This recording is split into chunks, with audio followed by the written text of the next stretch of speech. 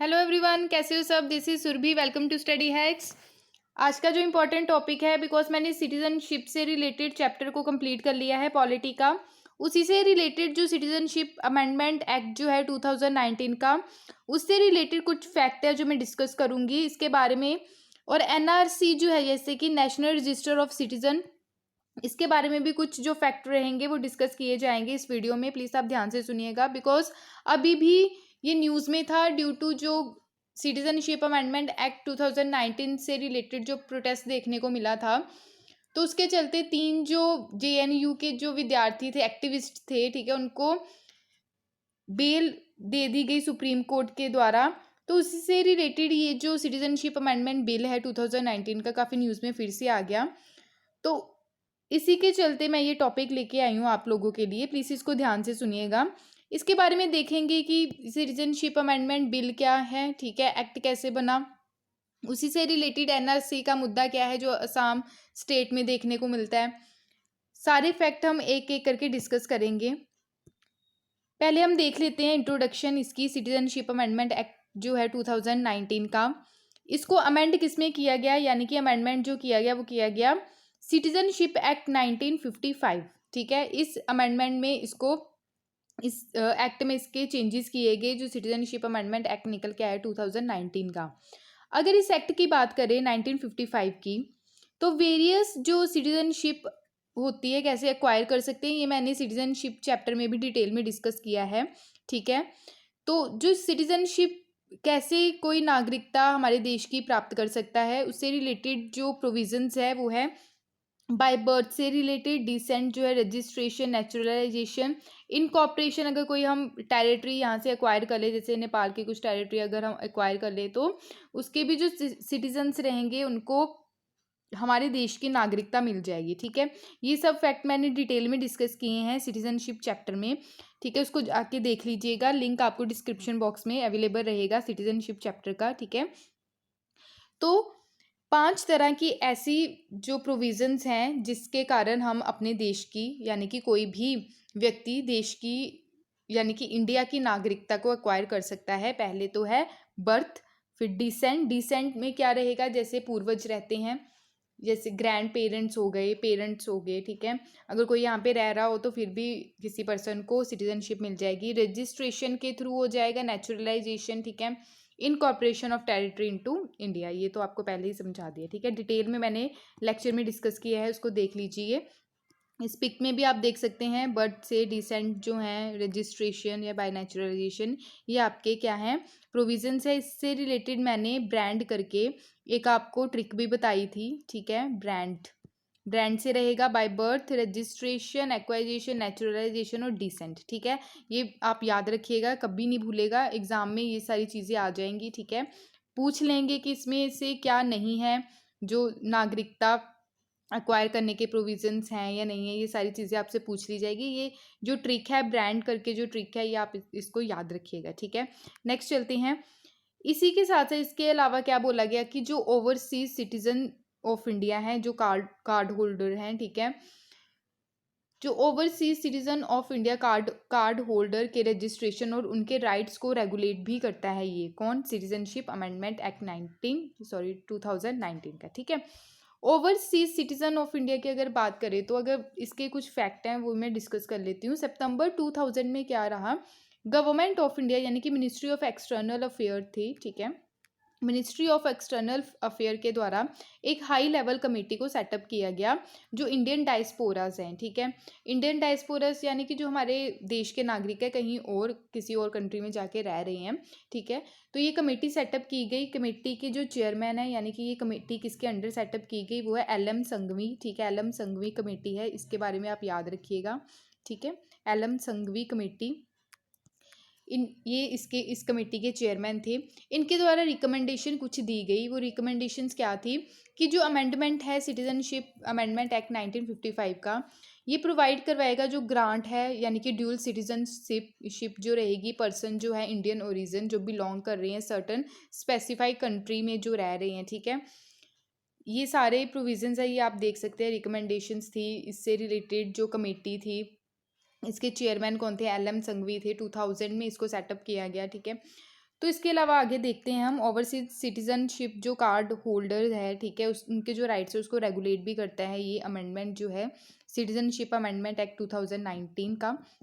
भारत के आने के लिए, यानी कि भारत में आने के लिए कुछ बेनिफिट्स है, जैसे मल्टीपल एंट्री होगी, multipurpose life long visa and visit India. ये ओवरसीज जो है कार्ड होल्डर ये बेनिफिट उठा सकते हैं, ठीक है, मल्टीपल एंट्री कर सकते हैं हमारी कंट्री में, ठीक है, लाइफ लॉन्ग वीज़ा इनको प्रोवाइड करवाया जा सकता है, विजिट कर सकते हैं हमारे इंडिया में, ठीक है, ये सारी चीज़ें रहती हैं। इलीगल माइग्रेंट जो है, इलीगल यानी कि बिना वीज़ा के जो आ रहे हैं, बिना जो पेपर्स के हमारी कंट्री में एंटर कर रहे हैं, उनकी मनाही करता है, ठीक है, और उनको सिटीजनशिप, इंडियन सिटीजनशिप नहीं दी जाती जो इलीगल माइग्रेंट्स रहते हैं।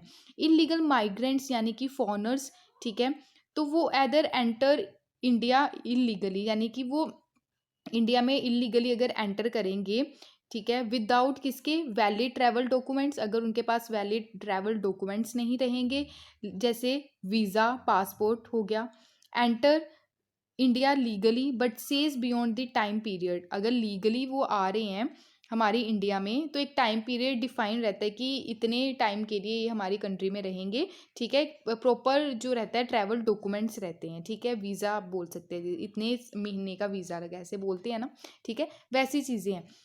इलीगल जो माइग्रेंट है can be prosecuted in India, यानी कि जो इंडिया में अगर कोई इलीगल माइग्रेंट, ठीक है, इलीगल माइग्रेंट हमारी कंट्री में आ जाता है तो उसको सज़ा भी हो सकती है, उसको जेल में भेजा जा सकता है, ठीक है। अगर सितंबर 2015 और जुलाई 2016 की बात करें तो गवर्नमेंट ने छूट दी थी कुछ सर्टन ग्रुप्स जो हैं जो इलीगल माइग्रेंट्स, ठीक है, फ्रॉम प्रिजन एंड डिपोटेड, ठीक है, ये छूट दी गई थी कुछ 2015 और 16 में। अगर इलीगल माइग्रेंट्स की बात करें जो कहाँ से आए हैं, अफ़गानिस्तान, बांग्लादेश, पाकिस्तान, बिफोर, ये डेट याद रखिएगा, बिफोर दिसंबर 31 2014, ठीक है, दीज आर इलीगल माइग्रेंट्स जो इंडिया में एंटर किए कौन कौन सी कंट्री से, अफ़गानिस्तान, बांग्लादेश और पाकिस्तान। स्पेशली जो रिलीजन है कहाँ से बिलोंग करते हैं, कौन से रिलीजन से, हिंदू, सिख, बुद्धिस्ट, जैन, पारसी, क्रिश्चियन, ठीक है, रिलीजियस जो कम्युनिटी है मुस्लिम को छोड़ के, ठीक है, तो उनको क्या डिफाइन किया गया, इलीगल माइग्रेंट जो बिफोर दिसंबर 31 2014 से पहले के जो लोग हैं जो अफ़गानिस्तान, बांग्लादेश और पाकिस्तान से आए हैं, ठीक है, ये इस मैप में भी आप देख सकते हैं, ठीक है, किस किस कंट्री की बात हो रही है, पाकिस्तान की हो रही है, बांग्लादेश की हो रही है और अफ़गानिस्तान आपको यहाँ से देखने को मिलेगा जो दिसंबर 31, ठीक है, 2014 से पहले जो एंटर किए हैं इन कंट्री से मुस्लिम कम्युनिटी को छोड़ के, ठीक है, तो उनको एज अ इलीगल माइग्रेंट बोला गया, ठीक है। आइए आगे चलते हैं। बिल जो है जो अमेंड किया गया एज ए एक्ट ये प्रोवाइड करवाता है, इस बिल का आप देख लीजिए, ये लाइन बहुत ही ज़्यादा इंपॉर्टेंट है। बिल की अगर बात करें तो ये प्रोवाइड करवाता है जो हिंदूज़ हैं, Sikh, Buddhist, Jain, Parsis and Christian जो अफ़गानिस्तान से आए हैं, बांग्लादेश से आए हैं, पाकिस्तान से आए हैं, जिन्होंने एंटर किया है बिफोर दिसंबर 31 2014, ठीक है, इनको not be treated as illegal migrant, पहले बोला जाता था, बस इस अमेंडमेंट के तहत बोला गया कि इनको इलीगल माइग्रेंट करार नहीं किया जाएगा, ठीक है, पहले क्या बोला गया, अब इस एक्ट के थ्रू क्या बोला गया, ये आपको चीज़ें ध्यान में रखनी है, ठीक है। और इसी के साथ एग्जेम्प्टेड किया गया, यानी कि छूट दी गई फॉरनर जो एक्ट है 1946 का, याद रखिएगा, और passport entry into India act 1920 का बाय द सेंट्रल गवर्नमेंट। ये जो 1920 का एक्ट है, यानी कि passport entry into India act 1920, ये मैंडेट करता है फॉरनर्स को कि उनके पास होना चाहिए पासपोर्ट। उसी के साथ 1946 का एक्ट है वो रेगुलेट करता है किसी भी पर्सन की एंट्री और departure of foreigners in India, ठीक है, फॉरनर एक्ट। आई होप आपको ये सारी चीज़ें क्लियर हुई होंगी। ये foreigner act, passport entry act, पहले क्या प्रोविजंस थे और इस अमेंडमेंट के तहत क्या प्रोविजंस किए गए, ये आपको चीज़ें याद रखनी है, ठीक है। अगर सिटीजनशिप की बात करें बाय रजिस्ट्रेशन और नेचुरलाइजेशन, इससे रिलेटेड मैंने अपनी जो वीडियो है सिटीजनशिप से रिलेटेड उसमें काफ़ी डिटेल में डिस्कस किया है, प्लीज़ उसको जाके ज़रूर देखिएगा, लिंक आपको डिस्क्रिप्शन बॉक्स में मिल जाएगा। ये जो एक्ट है ये अलाउ करता है किसी भी पर्सन को अप्लाई करने के लिए नागरिकता, किसके थ्रू? बाय रजिस्ट्रेशन के थ्रू और नेचुरलाइजेशन के थ्रू, अगर पर्सन जो है ये कुछ सर्टेन कंडीशंस है उसको फॉलो कर रहा है। फिर अगर जो पर्सन है वो रिजाइड कर रहा है, इंडिया में रह रहा है 1 साल से, अगर उसके पेरेंट यानी कि मदर या फादर फॉर्मर इंडियन सिटीजन है, तो वो अप्लाई कर सकता है नागरिकता के लिए रजिस्ट्रेशन के थ्रू। ये पहली लाइन आपको क्लियर है, ठीक है। अगर कोई पर्सन सिटीजनशिप को अक्वायर करना चाहता है बाय नेचुरलाइजेशन के थ्रू, क्वालिफिकेशन क्या होनी चाहिए? पर्सन जो है वो रिजाइड करना चाहिए इंडिया में, ठीक है। Have been service of the central government at least 11 year, clear, before applying for citizenship. Clear है इतना? दूसरा है, बिल क्या क्रिएट करता है? एक्सेप्शन, जैसे Hindus, Sikh, Buddhist, Jain, Parsis, Christian from Afghanistan, Bangladesh, Pakistan, record qualification for these groups person. 11 year requirement है इनकी, विल बी रिड्यूस, जो पहले 11 ईयर थी अब रिड्यूस कर दी गई है टू 5 ईयर, ठीक है, इस सिटीजनशिप अमेंडमेंट के तहत बाय रजिस्ट्रेशन और नेचुरलाइजेशन। आई होप आपको ये सारी चीज़ें क्लियर हुई होंगी। कहाँ पे अप्लाई नहीं होता ये सिटीजनशिप अमेंडमेंट एक्ट जो है, हमने तो देख लिया अप्लाई कहाँ होगा, बट कहाँ पे अप्लाई नहीं होगा, किस रीज़न में, वो अब हम क्या करेंगे, डिस्कस करेंगे, ठीक है। ये जो प्रोविजंस है सिटीजनशिप से रिलेटेड फॉर इलीगल माइग्रेंट, ठीक है, वहाँ पे अप्लाई नहीं होगा। स्पेशली जो ट्राइबल एरिया है असम का, मेघालय का, मिजोरम, त्रिपुरा, ठीक है, जो 6th शेड्यूल में हमारे एडिड हैं, ठीक है। 12th शेड्यूल में 6th शेड्यूल है, कुछ जो 4 स्टेट्स है वहाँ पे ये एप्लीकेबल नहीं होगा। जो ट्राइबल एरिया है उसमें इंक्लूडेड क्या क्या है? कार्बी एंग्लोंग, ये काफ़ी बार मैंने डिस्कस किया है, Garo hills, Chakma district and Tripura, ठीक है। साथ ही साथ कहाँ पे अप्लाई और नहीं होगा, जो इनर लाइन, जो एरिया इनर लाइन परमिट रहता है ना, वहाँ पे भी ये उस एरिया में एप्लीकेबल नहीं है। जो नोटिफाई किया गया है बंगाल ईस्टर्न फॉरिएंटियर रेगुलेशन जो है 1873 का, उसमें नोटिफाई किया गया इनर लाइन एरिया, उसमें उस पर भी ये सिटीजनशिप अमेंडमेंट एक्ट 2019 एप्लीकेबल नहीं है, ठीक है। यहाँ पे जो एरियाज़ हैं विजिट किए जाते हैं इंडियंस के द्वारा, जो रेगुलेट की जाती हैं चीज़ें इनर लाइन परमिट के through. Cancellation of registration of overseas citizenship जो है इंडियंस, इसकी बात देख लेते हैं। एक्ट जो है वो प्रोवाइड करवाता है सेंट्रल गवर्नमेंट क्या कर सकती है, कैंसिल कर सकती है रजिस्ट्रेशन किसकी, ओसीआई यानी कि ओवरसीज सिटीजनशिप जो है इंडियंस की, ठीक है। इसमें इंक्लूडेड है अगर जो ओसीआई है वो रजिस्टर है थ्रू फ्रॉड, ठीक है, फ्रॉड के थ्रू अगर कोई रजिस्टर है उसकी भी कैंसिल की जाएगी। अगर विद इन 5 ईयर्स वो रजिस्ट्रेशन नहीं करवाता है, ठीक है, ओसीआई जो है इम्प्रिजनमेंट हो सकती है और 2 ईयर्स की उसको सज़ा हो सकती है, ठीक है, और मोर फाइन वगैरह भी आप देख सकते हैं वो लग सकता है। नेसेसरी यानी कि ज़रूरी है, इंटरेस्ट ऑफ सॉवरेनिटी बनाए रखना, ठीक है, सिक्योरिटी ऑफ इंडिया को अगर कोई हार्म करने की कोशिश करेगा उसको भी सज़ा हो सकती है, ठीक है। इशू क्या है नॉर्थ ईस्ट में, एनआरसी का मुद्दा देखने को मिलता है। इशू क्या है नॉर्थ ईस्ट में, ये है कि जो असम कोड है 1985 का, ठीक है, उसमें क्या रहता है, जैसे बांग्लादेश की वॉर देखने को मिली थी ना 1971 में, ठीक है, उससे रिलेटेड कुछ जो आप देख सकते हैं इलीगल माइग्रेंट हमारी कंट्री में एंटर किए असम में, ठीक है, तो एनआरसी का मुद्दा वहाँ से निकल के आया, नेशनल रजिस्टर ऑफ सिटीजन्स का। मुद्दा क्या था, इलीगल माइग्रेंट एंटर हुए कुछ पर्टिकुलर रिलीजन से, ठीक है, बांग्लादेश की जो वॉर देखने को मिली मार्च 25 1971 के बाद, वुड बी डिपोर्टेड, यहाँ पे एंटर किए असम में, बांग्लादेश से कुछ जो रिफ्यूजी निकल के आए। क्रिटिक्स ये है, फर्दर आर्ग्यू किया गया, एक्सटेंसिव एक्सरसाइज ऑफ अपडेट किया गया, यानी कि नेशनल रजिस्टर ऑफ सिटीजन किया गया, अपडेट किया गया इस चीज़ को कि कौन लीगल माइग्रेंट है यानी कि कौन लीगल तरीके से रह रहा है, कौन इलीगल तरीके से रह रहा है, और उन लोगों को नोटिफाई किया गया जो मार्च 25 1971 के बाद जो एंटर किए, ठीक है। तो आगे जाके इसको क्या कर दिया, जो अमेंडमेंट जो है, ठीक है, अमेंडमेंट एक्ट जो है वो क्या इसके बारे में बात कर रहा है कि become null and void due to this amendment act, ठीक है। तो ये मुद्दा देखने को मिलता है असम में भी। एस्टिमेट अगर लगाएं 20 मिलियन इलीगल बांग्लादेशी माइग्रेंट है असम में, ठीक है, 20 मिलियन।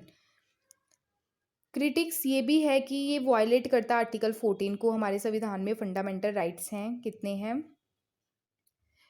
12 to 35 हमारे फंडामेंटल राइट्स हैं जो पार्ट थर्ड में आते हैं, ठीक है।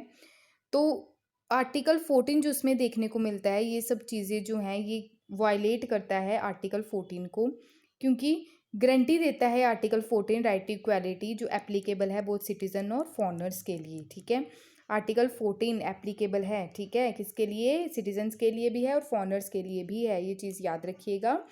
प्रिंसिपल जो है सेक्युलरिज्म का, ये भी वहाँ पे मेंशन है, कहाँ पे, प्रियम्बल जो है हमारा कॉन्स्टिट्यूशन का। सेक्युलरिज्म यानी कि धर्मनिरपेक्षता, ठीक है, सारे धर्म इक्वल हैं कॉन्स्टिट्यूशन की नज़रों में।